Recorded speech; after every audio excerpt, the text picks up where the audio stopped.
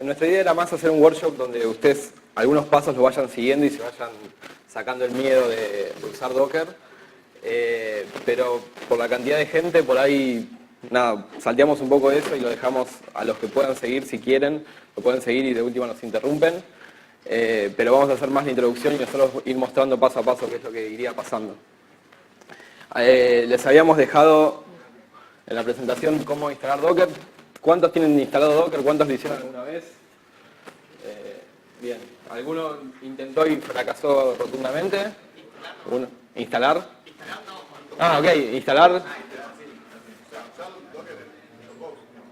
Bien, está bien. Bueno, entonces vamos a saltear toda esta parte y pasamos directamente un poco a hablar. Nada, habíamos configurado un registry local y para que no tengan que saturar el ancho de banda bajando imágenes. ¿Quiénes somos? Nosotros somos Rodrigo Campos y Juan Manuel Barreneche. Nos pueden encontrar en GitHub como Rata y J. Barreneche. Somos el equipo de operaciones de Restaurando. Y bueno, más o menos lo que vamos a estar viendo hoy, arrancamos un poco revisando cómo es el deployment tradicional, qué temas inherentes tiene, por qué surge un poco el deployment con containers, por qué está tan de moda. Hablando en general, no específicamente de Docker, después sí pasamos a Docker, cómo implementa el tema de containers. Vamos a después correr nuestro primer container sin haber creado nada. Vamos a hablar un poco de los Docker Registry, que ya les vamos a decir para qué sirven. Y vamos a definir nuestro propio primer container y ver un poco algunos ejemplos de producción como para que también se saquen el miedo. Entonces, esto es un flow más o menos de cómo es el deployment tradicional cuando surge una nueva aplicación. Se lanza algún nuevo servidor, que esto puede ser tan manual como agarro el pedazo de metal y lo conecto o algún cloud provider me da alguna automatización para hacerlo. Después ese servidor se configura de alguna manera, de nuevo hay mucha escala de qué puede ser manual y qué puede ser automático. Y después los desarrolladores en esos servidores deployan la aplicación, van sacando nuevas versiones, hacen nuevos deploys. Finalmente en algún punto necesitan alguna dependencia más o algún cambio en la configuración del servidor. Eso nos lleva a nosotros a reprovisionar los servidores que estaban configurados y deployar de vuelta las aplicaciones. Y después en algún punto también necesitamos por ahí escalar de nuevamente y necesitamos nuevos servidores y configurarlos nuevamente y hacer el deployment de las aplicaciones. ¿Qué pasa con esta forma de deployment? ¿Qué consecuencias tienen? Los servidores son mutables, es decir, nosotros los vamos mutando y cambiando cada vez que necesitamos nuevas dependencias o nuevas cosas instaladas.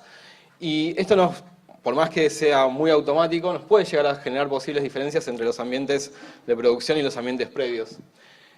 O mismo dentro de un mismo ambiente, entre diferentes nodos, por un tema de concurrencia, hasta que el momento que se aplicó los cambios de Chef o Ansible o lo que estemos usando.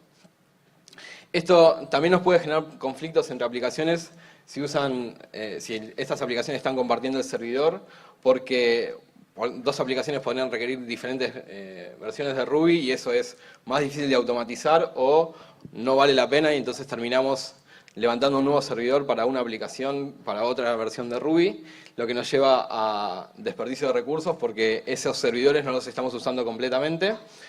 Como dijimos, el escalado de agregar nuevos servidores suele ser manual o complicado de automatizar y los desarrolladores terminan dependiendo mucho del equipo de operaciones y no conocen exactamente qué es lo que está pasando por debajo. Básicamente se desentienden y nos tiran la pelota y no entienden de qué está pasando. Entonces, al otro lado. Todo mal con las slides hoy. Entonces, ¿cómo podríamos solucionar este tipo de problemas? Hola, sí. Una de las formas de solucionarlo, como probablemente se imaginan, es usando containers. Hablando de containers en el sentido más amplio, no necesariamente con el runtime de Docker, sino como una forma de contener a la aplicación con todas sus librerías y todo lo que necesita, y la versión de OpenSSL que necesite, de Ruby, todo lo que necesite, y que estas aplicaciones puedan correr varias en el mismo servidor porque están totalmente aisladas de sí. Desde el punto de vista del servidor, él no sabe nada, es como una caja negra, es un contenedor que simplemente sabe qué es el comando que tiene que ejecutar a la hora de correrlo y el servidor no necesita saber nada del stack que está adentro, si es Node, si es Ruby, si es lo que sea. Y entonces, si nosotros tenemos una forma de correr las aplicaciones aisladas, está bueno en este sentido. Si tenemos encima también una forma de controlar los recursos que pueden usar o asegurarle ciertos recursos a una aplicación, podemos correr varias en un servidor sin que haya mayores problemas porque, no sé, nos quedamos sin memoria, poder asegurarle CPU porque necesitamos que tener un buen tiempo de respuesta o cosas así.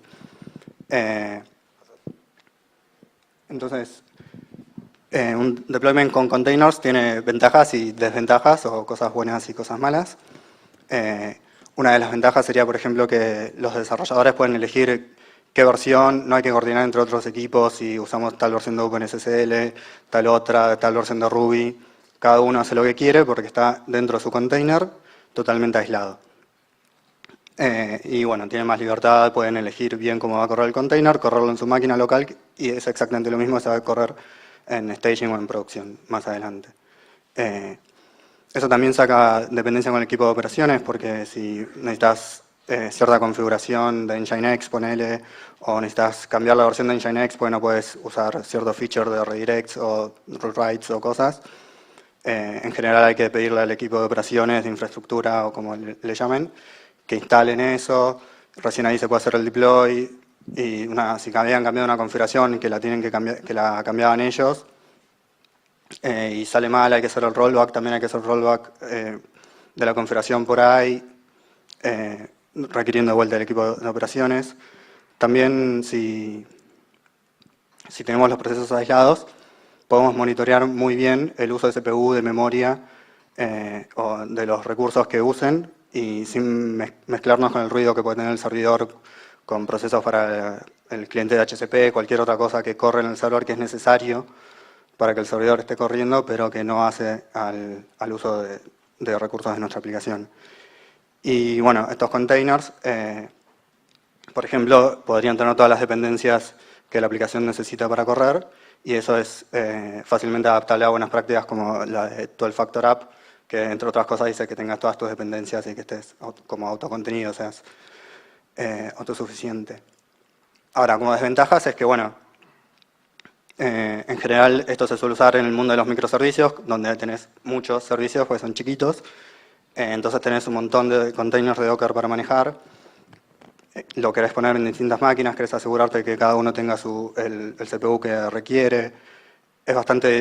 Es muy tedioso hacerlo a gran escala, o es imposible hacerlo a gran escala en forma manual o de la forma más tradicional, parecida a como veníamos haciendo antes, y se requieren más herramientas para manejarlo. Por ahí algo que lo haga automáticamente, como Kubernetes, que es la charla que viene después, está muy bueno en nuestra experiencia.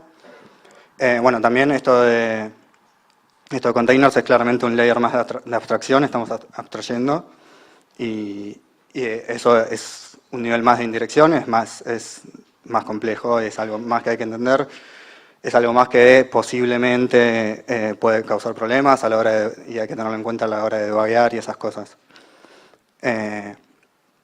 Y bueno, los containers en general, los containers de Docker, ahora después se va a contar mejor, pero como que es una imagen read-only y sobre eso se agregan layers read-write, y todo lo que uno escriba, cuando el container muere, mueren con el container. Entonces, las cosas que mantienen estado, hay que hacer algo aparte. No es que no se puede, pero no viene como built-in solucionado para eso, sino que no está tan pensado para eso. Se pueden hacer otras cosas. Y bueno, hablando de Docker en particular, en general todos los sistemas de containers tienen dos grandes características. Una que pueden correr las cosas de forma aislada y otras que pueden limitar y asegurar el uso de recursos, CPU, memoria, I/O, lo que querramos. Para aislar, Docker en particular usa los namespaces de Linux, usa pid namespaces, network mount, básicamente todo para poder aislarlo por completo, no ve las otras cosas que están montadas en el sistema, no ve los usuarios, solo ve su storage, su interfaz de red, lo que uno le pone, y no ve nada más. Digamos, o puede ver tanto como querramos en algún sentido. Para limitar y asegurar los recursos se usa otro feature de Linux, que es cgroups, que es de control groups. Google hizo gran parte de esto, Google usa bastante este feature porque corre todo con containers. Y bueno, y ahora el runtime de Docker se estandarizó. Antes Docker fue como la primera herramienta que se popularizó y fue medio como un estándar de facto lo que fue imponiendo. Ahora con la Open Container Initiative se estandarizó cuál es el formato del runtime, se estandarizó el runtime, la especificación. Docker ahora en la versión 1.11, que es la estable ahora, es la primera implementación de este estándar. La gente de CoreOS está haciendo Rocket, que es otra implementación para este estándar. Y después, bueno, también hay mucho movimiento en esto. Está Hyper, que es otro que hace containers con VM, porque, digamos, lo importante del container es que aísle y limitarle los recursos. Docker usa namespaces y cgroups. Se lo puede hacer de otras formas. La gente de Hyper lo está haciendo de otra forma. Pero bueno, Docker no es solamente un runtime. Hay un formato de la imagen de Docker en el que uno especifica qué es lo que tiene el container, cómo se lo ejecuta y esas cosas. Eso también se está tratando de estandarizar y va a ser compatible con el formato que impuso Docker, porque hay demasiadas imágenes de Docker en el mundo dando vueltas como para no ser compatible. Pero Docker también nos da una forma de crear los containers, de distribuirlos y de efectivamente correrlos. En general, la forma tradicional es que hay un daemon de Docker y uno desde el comando Docker se conecta a ese daemon. En general está en la misma compu, podría no estarlo. Y se conecta al daemon y el daemon es el que lo buildea y nos da la respuesta. Y esa es la estructura más tradicional. ¿Cómo pasa?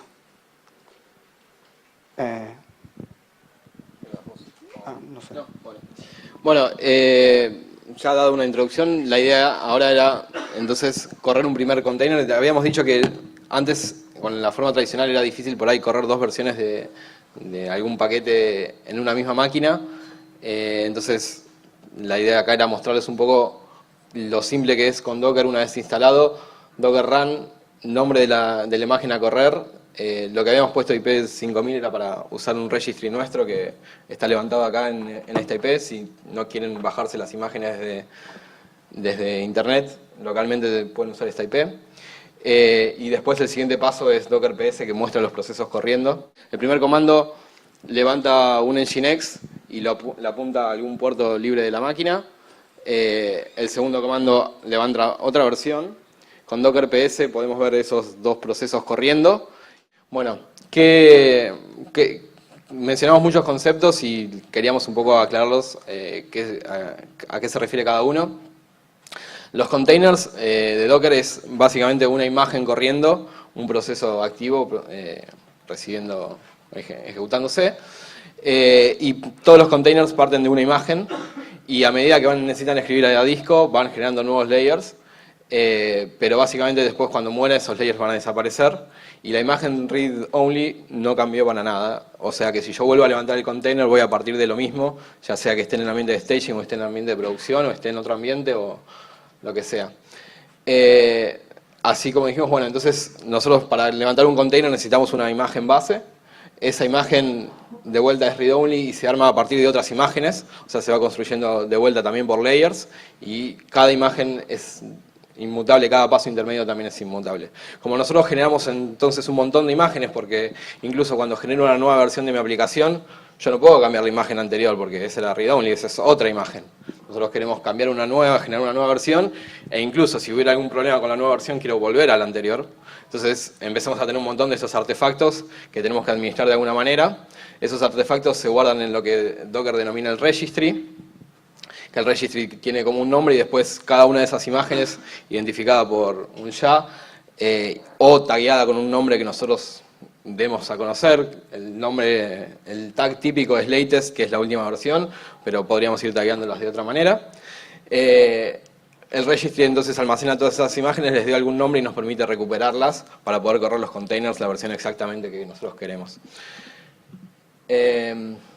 Para seguir un poco con los comandos, o ver un poco más qué cosas se pueden hacer. Esto es lo básico mínimo y ni siquiera están puestas todas las flags, pero la idea es explicar un poco cómo funcionan cada una de las cosas.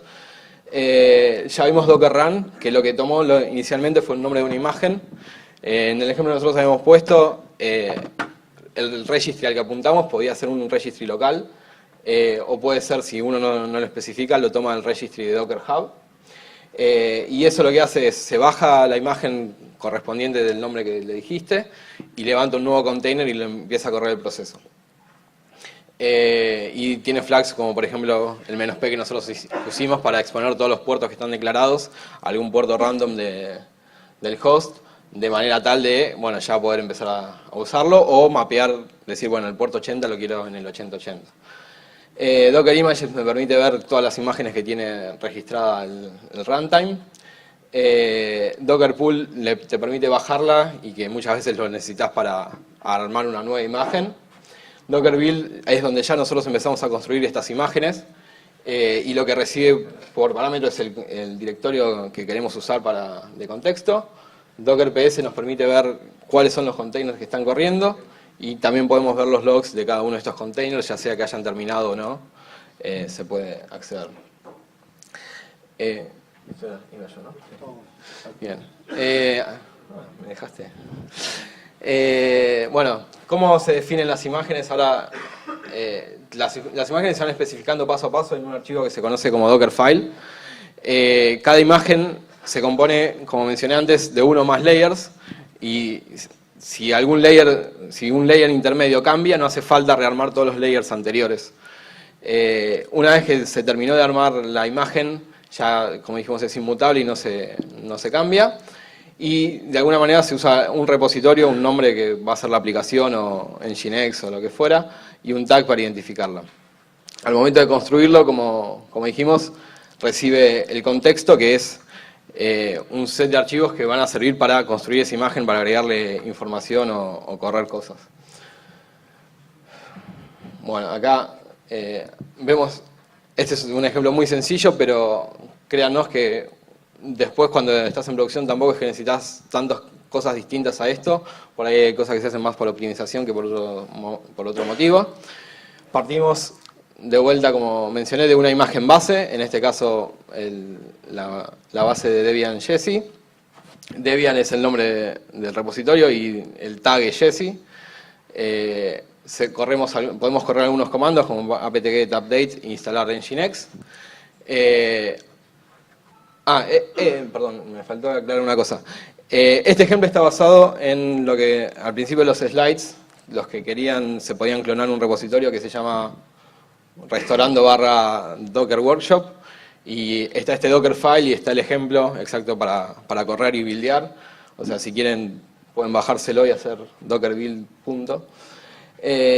Después podemos copiar cosas desde el contexto a la imagen y esto genera un nuevo layer y declarar algunas cosas específicas de esta imagen que estamos armando, como esta imagen expone el puerto 80, quiere decir que, bueno, muy probablemente está algún servicio que va a estar escuchando ahí y ayuda a herramientas a poder saber, bueno, qué está exponiendo, a qué me voy a poder conectar. Y el comando por defecto que va a correr en el momento que nosotros hagamos Docker Run, que como habíamos visto, yo quería volver un poquitito. O sea, cuando dije Docker Run, no le dije qué es lo que tiene que correr. O sea, por defecto corre algún comando que está especificado en la imagen y ese comando, si uno quiere, puede cambiarlo y correr otro comando. Pero por defecto como que suelen tener un comando inicial. Entonces, si se habían clonado el repositorio de Docker Workshop, Docker build -t workshop les va a buildear la imagen. El -t es como que le asigna el tag, porque si no va a quedar sin un nombre de la imagen que creamos. Y luego con Docker Run -p y el nombre de la imagen que queremos correr, va a iniciar el proceso. A ver si... Bueno, y finalmente nuestros desarrolladores, si pueden hacer esto, pueden considerarse unos DevOps.